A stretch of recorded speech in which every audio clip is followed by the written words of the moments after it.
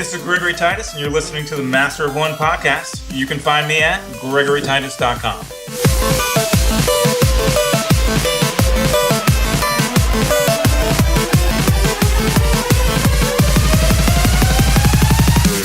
Welcome to this Sandbox episode of the Master of One podcast, part 2 for this week.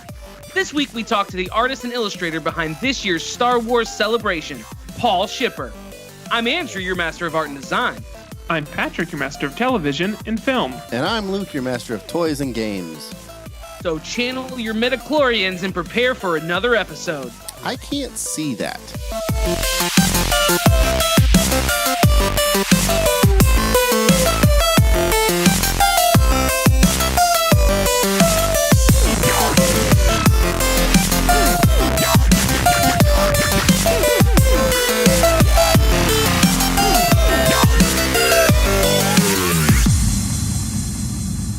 So for this Sandbox episode, we are excited to talk to somebody whose work I'm sure you have seen. He has worked with Marvel, Lucasfilm, HBO, as well as a ton of others. He's owner of Paul Shipper Studio. He is the guy behind all of this year's Star Wars celebration artwork. Ladies and gentlemen, welcome illustrator Paul Shipper to the show. All right. Thank you. Thank you very much. So Paul, before we get started, can you tell everybody where you're from? Oh, I'm from England. I originated in Manchester, in the northwest of England. You originated in I love that. Okay. Originated, yeah. Tell everybody before we get things started. We actually like to kick things off by you giving us a little bit of a Wikipedia page about yourself, a little bit of a backstory, some of your history, what got you up to where you're at today. All right. Well, from how early on? It can be from conception if you want. It'll just get real dicey.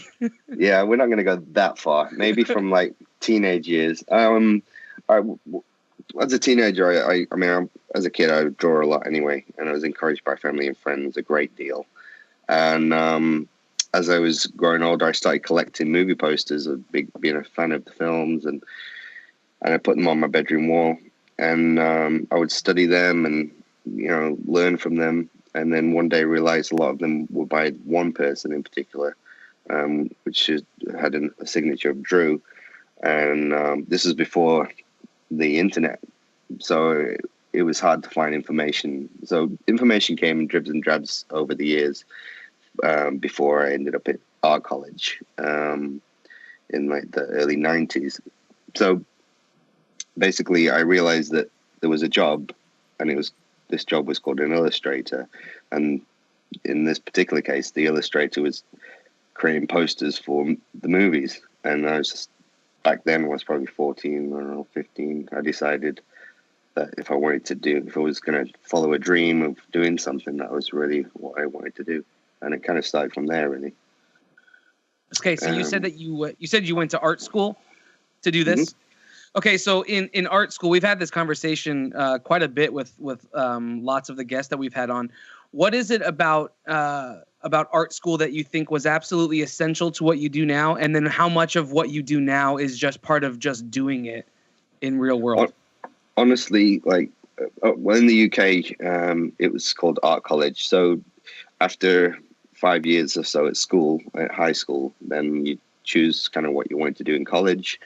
And I wanted to do art, so I followed the art path, and for 2 years I was at college doing A levels, and then once they were over, then it was university for 3 years, and I found an illustration with animation degree in my hometown, which I decided to take.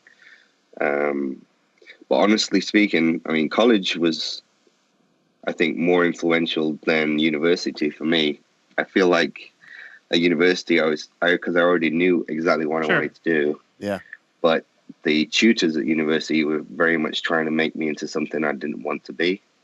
And so it was very much a case of a bit of a battle. Like, do I do what they want? Do I do what I want? If I want good grades, like, are they important? Do I need to succumb to being they wanted me to be more of a fine artist than a commercial artist, and all I cared about was commercial art and speaking to the masses rather than speaking to people who understood,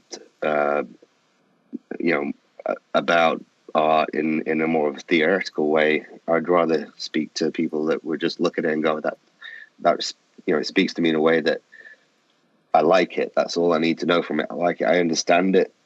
Right. It tells me information that's important to me that about, say, for example, a movie. So you're in the cinema and you see the poster and you're like, it kind of explains. And that was the kind of thing I enjoyed the most, was being able to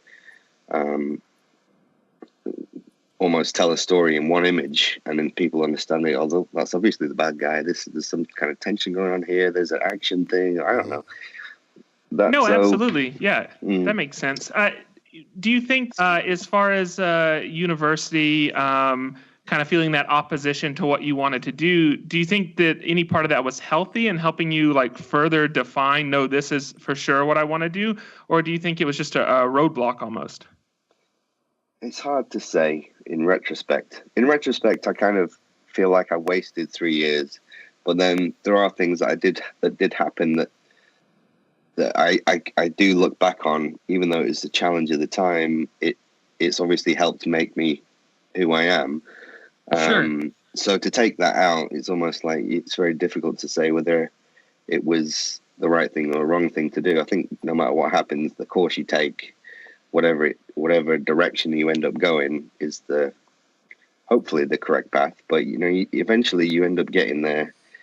I think there was an interview with a client of mine, Fright Rags, and Ben Scrivens. He wrote he said in the interview that it takes 5 years to become an overnight success. Yeah. And along those 5 years, people don't see the hardships or the knockbacks or the your questioning of yourself and all the rest of it. And then all of a sudden, to a lot of the outsiders, you're like, oh, where did this guy come from? He's just come from nowhere. But no, you've come from somewhere. Yeah. You've come from all this stuff that you've learned, or the mistakes you've made along the way that you're learning from. And so Sure. I think no matter what, whatever you end up doing, eventually you'll get where you want to go. I believe if you really want it and it's in your heart and it feels right and you get all the right vibes from whatever it is you're doing, if you continue to pursue that, eventually it may take 20 years, 30 years, I don't know, but eventually you'll get there. You just got to keep that alive as much as you can. Yeah, absolutely. Working other jobs or whatever it is, but just always have it.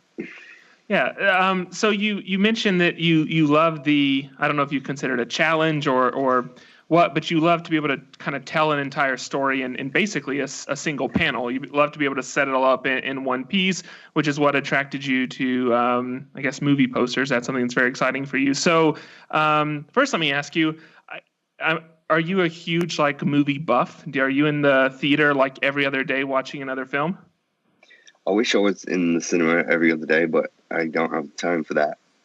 So I get to see a lot of the bigger movies when they come out, when I make time for them, and I watch a lot of movies at home when it could be in the middle of the night or whenever it is. So I keep on top of things. I wouldn't say I was the biggest geek, but film just does something to me emotionally that Sure. is very addictive, and I love it. And the stories and the places that you'll have never been before, and the visuals and everything about the music. I mean, I'll be honest, if I wasn't an illustrator, I would have loved to have become a film composer. That would have been the next thing for me. Cool. So talk to us a little bit about, you said, there's that 5 years where you're just grinding and working, and then all of a sudden you're here and you've, made it, and people are like, where have you come from? Talk to us about that period of time and what kept you going to get where you are now. Well, okay. It was more than 5 years for me. Sure. Well, I say that. The 5 year period started when I decided to drop everything else I was doing and just concentrate on illustration. That was pretty much 5 years ago. Okay. And before that, I was doing other things. I was living in New Zealand. I was doing professional photography, design, even websites, and doing the illustration on the side. Okay. And the illustration was always on the side, even though it was the main thing I was passionate about, because I was listening to other people too much. You know, whoever it was, you know, there was, it could be family or friends or your partner or whoever, you know. And so previous to that, I was doing photography design. And then 10 years, for a whole 10 years before that, I was actually working in the family business, which was a lighting company in Manchester. Okay. And I did, I was head of the creative side of things. So Sure. Like lighting for landscaping, or no, like domestic lighting. So lamps that you get in your house, or light fittings on the ceiling. Okay. All that kind of stuff. I wanted a Bedside clear lamps. picture of what you were doing. Perfect. Did you guys? So, well, I mean, were you like lighting designers? Were you designing like lighting for a new property or something? Like houses Yeah. way more expensive than the ones we all live in? Sure. Oh no, it was for the, it was, you know, honestly, it was for the middle to low end of the market. So it was like quite mass produced stuff that would be in a lot of the big multinational stores around the United Kingdom. But you know, like from product design, like designs on a shade, or whether it was a kid's lamp or whatever, or to like the promotional side of things, the catalogs, including the photography.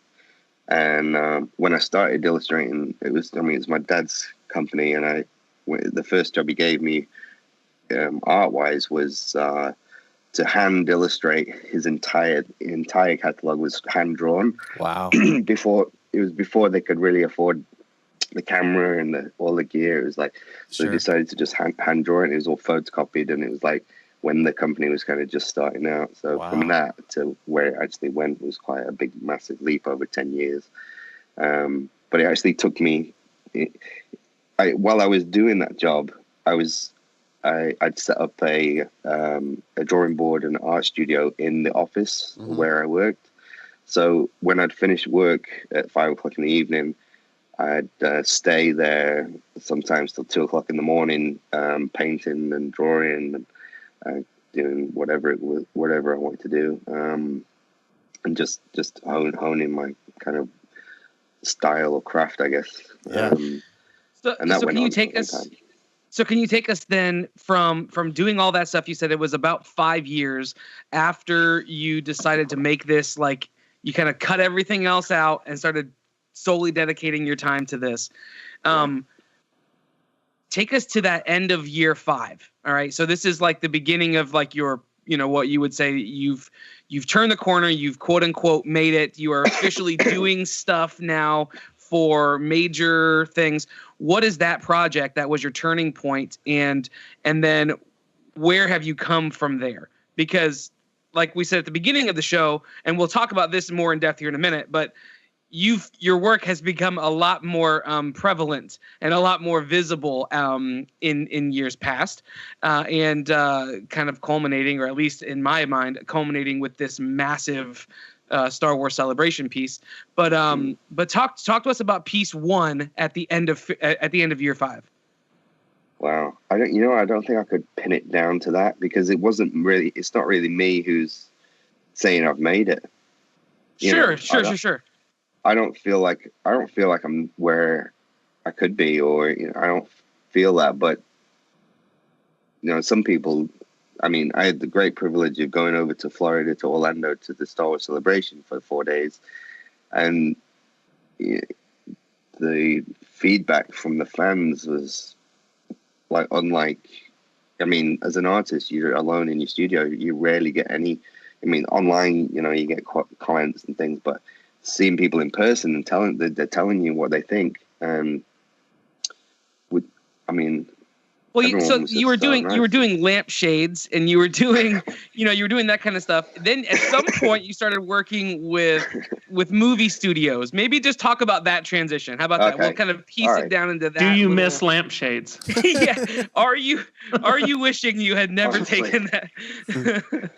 No, I'll be honest with you. I don't really miss it. I mean, the the dream I had when I was a young teenager is what's kind of has always been the fire and the backbone behind the whole thing. Sure. But I think that, I mean, if I go back 5 years, I was still in New Zealand, and it was pretty much the turning point. May have been the start of things was deciding to stop doing everything else and just one day I got so tired of doing all this stuff. It just wasn't fulfilling me. Everything else I was doing just wasn't. There was no. I felt empty.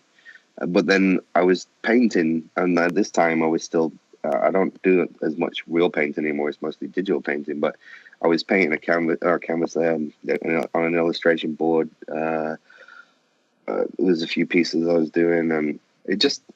At the end of finishing them, it was just a completely different feeling to everything else I was doing. Even though other stuff was creative and fun, and fairly rewarding, but just nothing else. Everything else paled in comparison. So that's what told me. It was like a kind of what's the word? Like a light bulb just went off. An epiphany, just like happened. a lampshade. Epiphany. Just... That's it. I was thinking of Hook. Like, does he say epiphany in Hook, or is it? Yeah. That's you just picked the word from my brain. Well done. That's what they know me as over here in the States. Nope. What you're an epiphany. That sounds right. Yeah. Well, I mean, that was pretty much it. It was just a case of I got an enormous feeling inside me that was telling me, you need to drop everything else. And you know what? It was at that time. It was probably the worst time to do it. Me and my wife at the time had 2 mortgages in New Zealand. We were trying to sell one house. She was pregnant. It was just like the worst time to decide to drop the bread and butter stuff and just concentrate on what I wanted to do. But I couldn't help it. And, ultimately didn't help my marriage at all. Probably, added to the stress that I wasn't going out and getting a regular job. I was focusing on what I really wanted to do, and it was trying to promote myself online in a more of a direct, more powerful way, and do little jobs, and some jobs that were just for fun, just for me, and just for self-promotion, through websites like Planet Pulp and at the time like the Poster Posse, which I was part of for a little while. And one of the turning point of pieces was for when it was just before the second Star Trek, J.J. Abrams' Star Trek came out, and they were doing a online promotion like for like fan art, I guess.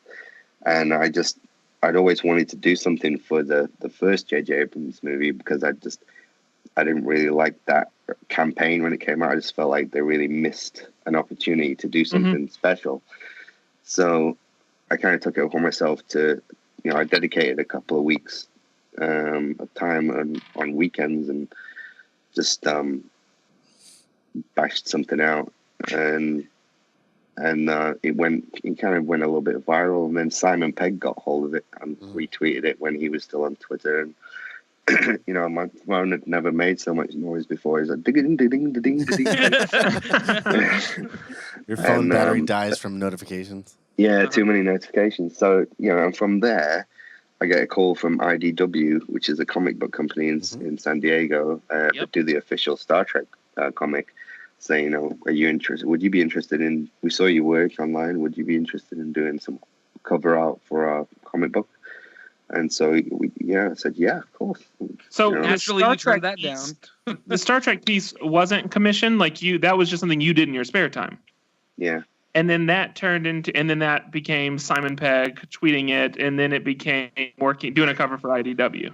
Yeah, and then it became J.J. Abrams seeing them, and his assistant getting in touch with me wanting to buy the originals, which was like, well, they don't exist because they're digital, but I can repaint them. I can paint if you want me to do a real painting. And by that point, it didn't happen. But if they were real paintings, he would have probably snapped them up. Wow. Which is a shame, but Here's what you should. Regardless of that, I did get a nice note from JJ, which is right here. I keep it on my desk. Oh, wow. Wait, I can't read it. JJ doesn't have great handwriting. Wait, thanks so much for the awesome Star Trek poster. Your work is most excellent. All the best. That's great. That's rad. Just awesome. It's got the from the desk of JJ Abrams on the top and everything. Man, that's cool. So that was really nice. That's a special little thing there. In the future, next time JJ just hits you up and says, "Hey, can I have the original?" Don't tell him you don't have one. Just paint the original. You say yes. See, I'm learning all the time. All the time. So let's take a step into your actual work here. So we've talked a bit about you and what you've done and kind of the transition of your your professional career. We haven't talked a lot about your work. So for those of you who are out there listening and aren't familiar with Paul's work, at least at first glance or listening, your work is very it lives in the world of like hyper realism, right? I mean, so like it's incredibly realistic. He shrugs his shoulders. I don't know, maybe. I don't know. You tell me what it is. But I mean, the likenesses are dead on. But it's incredibly realistic. But in a sense, I don't know the right word for it. It's not collage because that's not a good word. What would you call your composition where you're kind of layering the characters? It's kind of like a montage in a way. Sure. Okay. That has some kind of hierarchy, I guess. Sure. And I mean, all of it. A lot of the stuff I do stems from the movie posters I loved growing up. With a lot of the Drew Struzan artwork and the Richard Amsel and the Bob Peak and exactly. And that's what I love, and that's why I'm trying to keep alive in some way. Well, they absolutely do that. They absolutely pull in the lifeblood of those like quintessential Hollywood films, like back in the day, where the hierarchy makes a lot of sense now. Like your eye gets drawn to a particular place first, then you have kind of secondary and tertiary characters, respectively on the piece. And your work is masterfully executed. It's insane. Like you're very kind. Well, I was going to say I'm really good. Well, yeah, no, it's super good. I'm curious. This is just so I'm the guy that is not the art guy. So it'll become more apparent. Don't worry. He actually hates art. He burns. Well, I'm throwing all this behind me away. That's actually cued for the trash dump. I'm curious if when you're actually setting out to do, the composition on one of these pieces, are you kind of digitally illustrating each one of the characters kind of in a pose that you like, and then you're actually doing the layout, or you've already set on the layout and you're kind of only illustrating the pieces you need? Does that make sense? Yeah, I mean, I over the years, since I started working digitally, I mean, even before I was working digitally, I'd use Photoshop to create my layouts and designs. So when I was working on traditionally, I would do everything in Photoshop. I'd get all my reference, whether I had to scan it or photograph it or whatever it was, and I'd piece it together in Photoshop and then print it out as almost a 6x4 print. And then I had a which I've still got, a projector, which is the same kind of thing that Drew Struzan uses, and it projects the image onto the artboard so you can trace the outlines so you can get the basic composition down, and so it reads well and everything's in proportion a lot quicker than it would be to draft it out from scratch. Gotcha. Which is, I went to art college and university. I can draw, I can paint, I can do everything, but when it comes down to trying to hit the professional deadlines, to spend so long rendering something out, it's counterintuitive and counterproductive. Sure. So, and also when I found out that's what Drew did, that's when I started experimenting with this technology. So you almost needed a little bit of permission to do it. No, not really. It's just the fact that before that, I didn't know he projected things. So I was just doing everything. I was doing everything I was doing was by eye only. I didn't have any projection image available to me. I didn't even know about projectors for that kind of thing. And then when I got one, I was like, okay, it makes more sense now. The speed in which you can get the underdrawing done, and then once that's in place, you can then get into the nitty gritty with this, the paint splatter and the pencil flourishes. And it sounds very similar to me as a developer using like a boilerplate to get started or something like that. Like I could write all those things by scratch, but it would just take a few hours to do, and that's time away from actually working on the custom bits. Yeah, and to be honest, I mean, I usually spend a lot of time on the compositions anyway. So they are as original as can be, and they are unique, and so the in some ways the finishing of it is almost secondary, because the groundwork of the composition is what's telling the story, Sure. and the design work afterwards and the making it look pretty part. Is more the aesthetic, which is also very important to me, that I want to keep that traditional aesthetic, but it's secondary to the telling of the story in a way. Sure. So, I know, I mean, you probably get this a lot, but for those who are listening who see this style, want to try to, I don't know that try to achieve it. I don't know if that's the right way of saying it, but people who want to develop this style, and you're saying you're doing a lot of this stuff digitally these days. Are you using specific custom brush sets? Are you buying brush sets from people? Like, what's your tool set for create? Like, are you creating it in Photoshop? Like what is your general tool set? I was from the beginning, like around 1999 to the year 2000.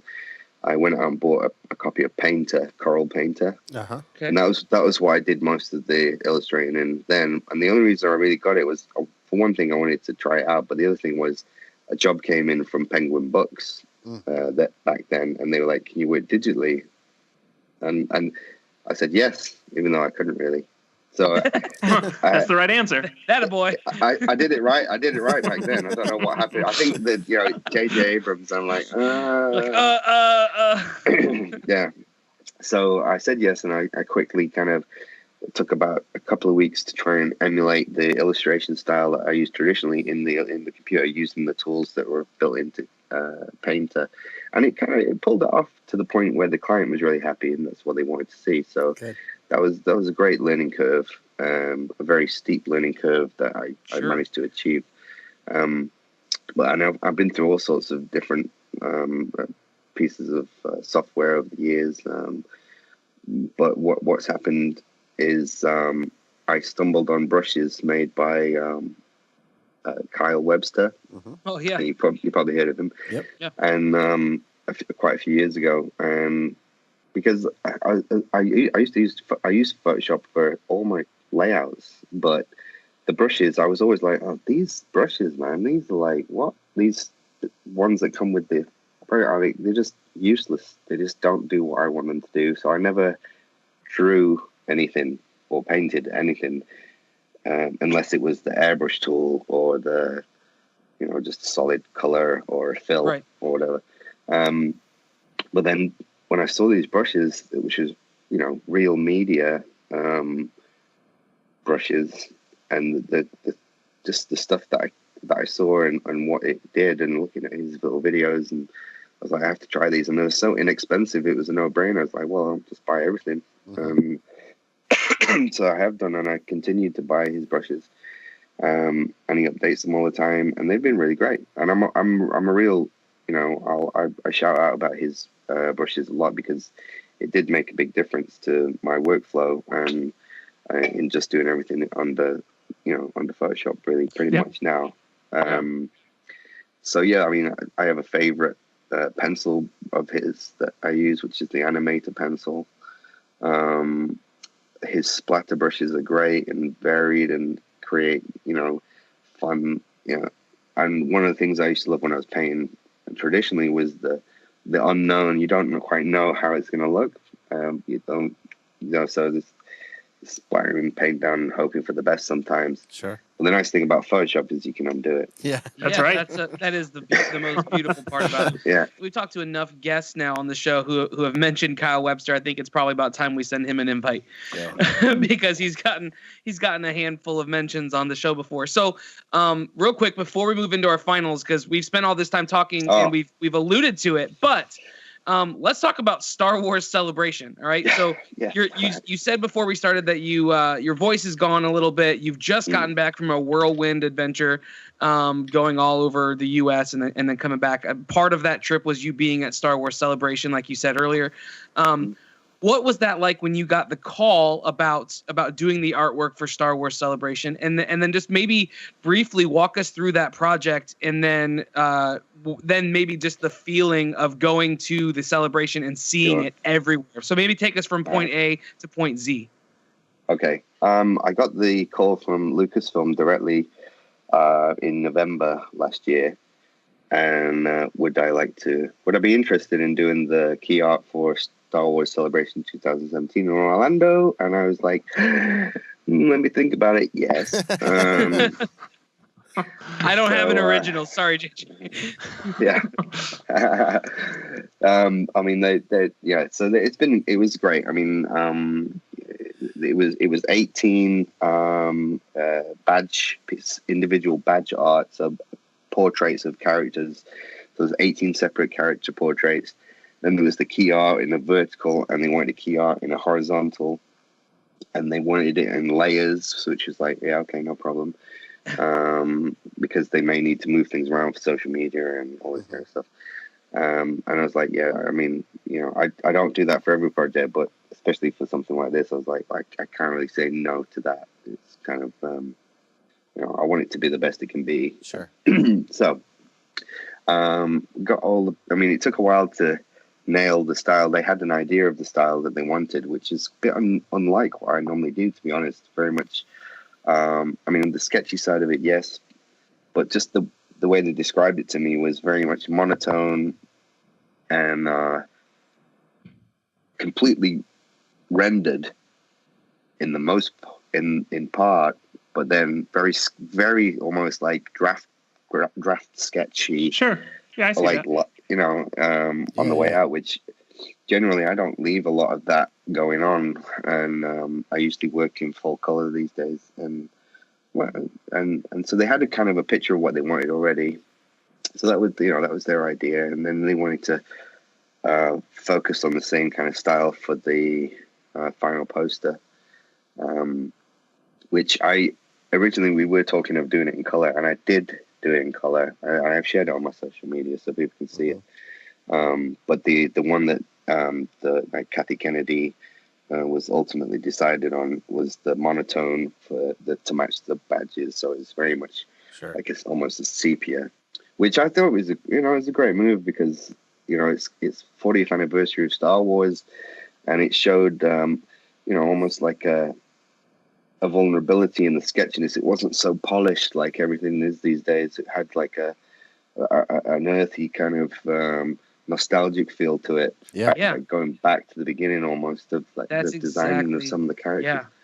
And you got all of your badges. Do you just as samples get them all, or was it just since you designed them you got one of each? Or I don't have everything yet. I got one. I got one. No, I haven't got them. For some reason, I thought I saw you post them all. I had got the R2-D2 badge, and they look beautiful. It's so awesome getting to hold it. I'm curious how many of the things you design you get to kind of hold in that format. Well, in my contract, I should get 3 of everything at least. Oh, cool. In my contract. Right. My terms and conditions. But a lot of clients, they don't adhere to that all the time. But I'm hopeful that they're going to send me maybe a couple of sets or something. That would be nice to kind of keep in the archives, along with some of the merchandise they did, which surprised me when I got there. There was like a huge rug with the key art on it, like a big tapestry type thing. Yeah. There was jigsaw puzzles, magnets, a whole multitude of T-shirts, different characters on them.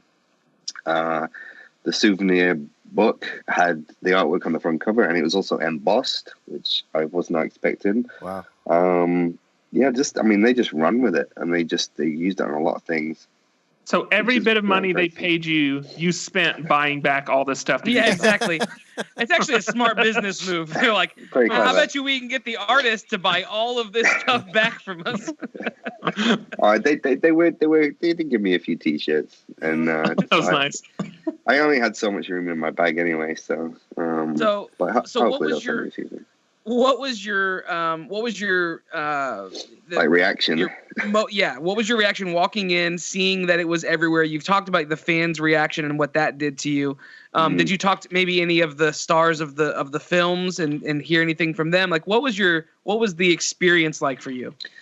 Well, I also did at the very last minute after everything was signed off. They were trying to do some banners. Then they needed 3 banners for the outside of the exhibition center, and they couldn't get the layout to work. And I was like, you work at Lucasfilm, like the guy who invented Photoshop works there. What's the problem?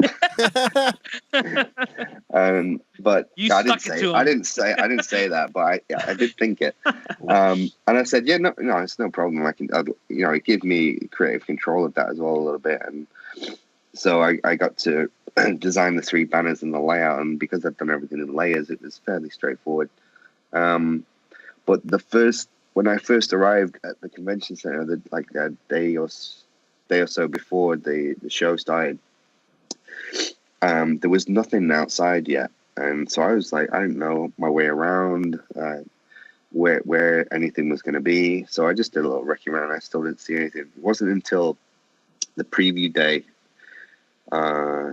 I think I was wandering around, and I was inside, and I was walking towards the main entrance, which is where the banners were, and I saw the corner of a banner from inside, and I tell you, even just seeing it from there, it was massive. There's like 30-foot drop banners, or I think 30 or 40-foot drop banners, and there's 3 of them. They're pretty massive, and seeing it, I think, I've done billboards for Sunset Boulevard before, but I'd never seen them in person. And so when I saw it in person, it was seriously like an out of body experience. Yeah, it was like it kind of like it shocked me how it made me feel in a way, because I knew I'd be excited to see them, but it was quite a different experience. And then I went outside, and they were just finishing putting the last one up, and with a big like crane or cherry picker type thing. And there was people like outside taking pictures of them and having their picture taken with them. And I was on my own, and there was these people taking a picture of the banners with their friends. And I just said, I'll take it for you if you like, because otherwise one of them won't be in it. And so I took the picture, and then I said, do you mind if you could take one of me? And they were like, oh yeah, sure. And I can't remember exactly when I said it, but I did say that I was responsible for that, and they just flipped out a little bit. Awesome. Somebody else flipped out. That you posted a picture, or they posted a picture of themselves with you pointing at their shirt, and they were like, yes. I've just walked in the doors and met the artist who did the shirt. This is a great start to a great weekend. And then you reposted it. That's when an artist gets excited with the fans, that is honestly the best. Yeah, she was walking through the lobby at the time, and I saw it was the first time I'd seen the shirt, anyone wearing one. And so I just said, do you mind if I take a picture of your shirt? It's the first one I've seen. And then I let it slip that I did the artwork, and she kind of flipped out there. That would have been real awkward if it was like a bootleg shirt. Like, I've not seen that shirt, and they're like, oh yeah, I made it. Yeah. All right, so here's what we can do. Unfortunately, we just need to stay tight on time. So we're going to shift to our final questions, but we definitely want to make sure that we keep this thing going. So let me just ask you, so I'll take my final question now. You're wearing a Club 33 hat on your head. I know that you've just kind of done a whirlwind tour of the U.S. While you were here. Talk to us about your Club 33 experience. I was with a group of friends, including some very cool people, and an Imagineer friend of mine called Josh Shipley, and Janina, who is a new friend from that I met celebration, who's the star of Battlefront 2. Nice. Jen Moreau, who is a writer for the Forces of Destiny animation that's coming out this year. and just incredible people, creative, great people, including George Lucas's son Jet. So Nice. it's just like, and it was like pinching yourself all the time. Anyway, Josh arranged for us to be at the park on Star Wars Day in Disneyland in Los Angeles, or in California, and it was a great experience straight away without even anything else on top. But he got Tony Baxter to get us into Club 33, and Tony Baxter, I'm sure you may have heard of. He's responsible for many of the rides in the park. He's a legend Imagineer at Disney, and he ended up spending about 10 or 11 hours with us all afternoon, going around all the rides in the park, and it was just the most amazing and incredible day. Wow. That's the only way to describe it. That's pretty awesome, man. That's a pretty good day. Yeah. It was a good day. Did you get one of the keys? Did you get a key, or just did you get a hat? I got a hat because I needed a hat, and I like collecting hats. Cool. That's a good one to have. I got a pin. I actually took my daughter there last year. I was lucky enough that someone invited me, said, "Would you like a reservation?" And I was there with my daughter, and I took her there for a nice lunch. And she bought me a pin, which is that I have on my bag. I started collecting pins on a satchel of mine. So cool. Perfect. But this is a completely different experience than it was with my daughter. The experience with my daughter Millie was incredible, and this was incredible too. It was just a different kind of incredible. The dreams come true, man. That's right. Yeah, man. Best meal you've ever had? I got the burger, which was nice. It was we were in the lounge area, so it wasn't like a 5-course, 6-course meal that you would normally have. But the meal I had with my daughter was the best meal I've ever had. So I'll Second time jump we've in heard and that. I know we're hoping to have ours soon. I'll jump in and take it. So first, before I ask a question, you said you collect hats. Do you have a favorite hat? Before you ask That's a a question, question. I'm going to ask a That's a question. I understand that's a question, but you caused this question. I mean, I had a different one, so.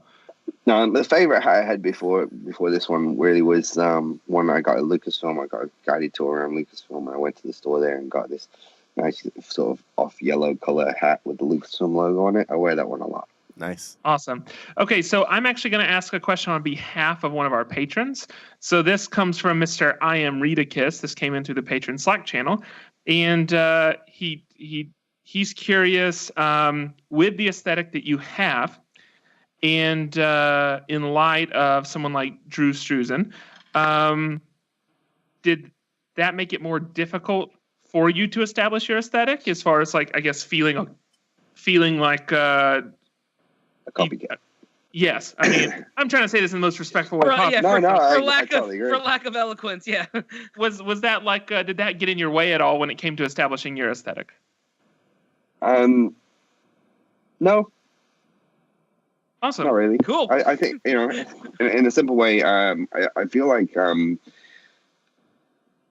it's a style that I love, and a style that I feel I can still have my own spin on it. I don't feel like I'm a complete rip-off of Drew's work. I respect that man with the most enormous respect, and he's been instrumental in my decisions to do this.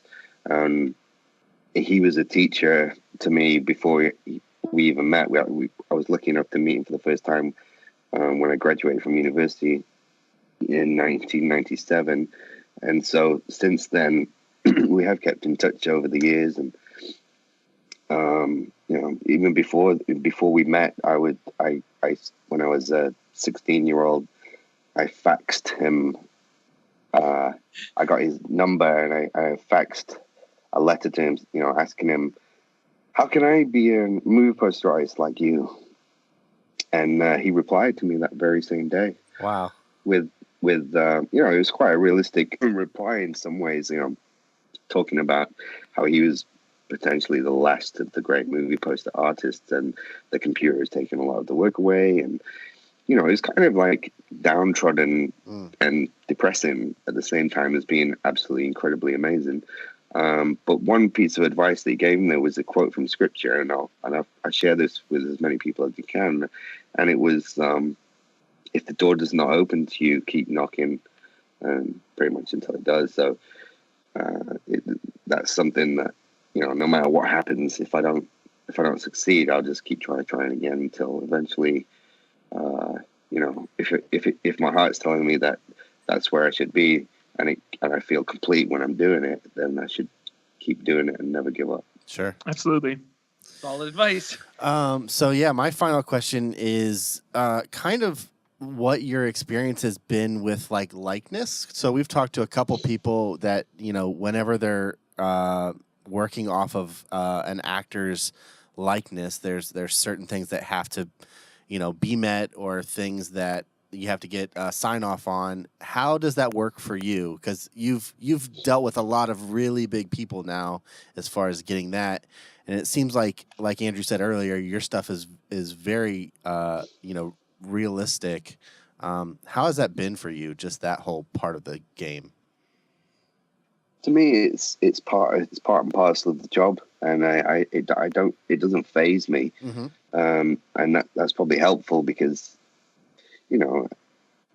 essentially, you're doing it for the client, and you happen to enjoy doing it. So it's very much a case of I'll if changes need to be made, and as long as they're not ridiculous, like I'm not gonna like spit my dummy out and say, how dare you, criticize my work, and I'm gonna say, absolutely, we have to get this right, and if it's not right, and if the actor has a final sign off and they're not happy, then I'm not happy if that's the case either. Sure. So there's been things along the way, but very rare, which is nice. One thing, it was back in the IDW covers, was Benedict Cumberbatch, who didn't have a problem with anything I was doing, apart from his head was twisted a certain way, and he had some lines showing on his neck, and whether it was him or his people decided they didn't want to show these lines, which is just the lines from him turning his neck, right? Sure. Kind of the natural folds of the neck. Yeah, it wasn't like make his nose smaller or get rid of those pimples or whatever. It was nothing like that. It was just that's been pretty much it. Cool. That's good. That's not always the story that we've heard from people. We've heard that there's been some difficult actors to work with, so it's good. Particular. Yeah, and I'm not fishing for those people. Like I'm not trying to find that out. I'm just want to know what your experience has been with likeness. So. Yeah. I enjoy getting likenesses right, and a lot of the times you have a visual image of what that actor is like. So even if you're not looking at reference and you have like the information, the layout of the face, and you're using the impregnated information from your brain, from the reference materials you've been looking at, or from films they've been in before, and how they are as a person, and their emotions, and even how they hold themselves, or whatever it is, to try and then, because one false move on a portrait can throw it. Sure. Yeah, absolutely. And I've been there before, and what I do is I spend a lot of time away from things.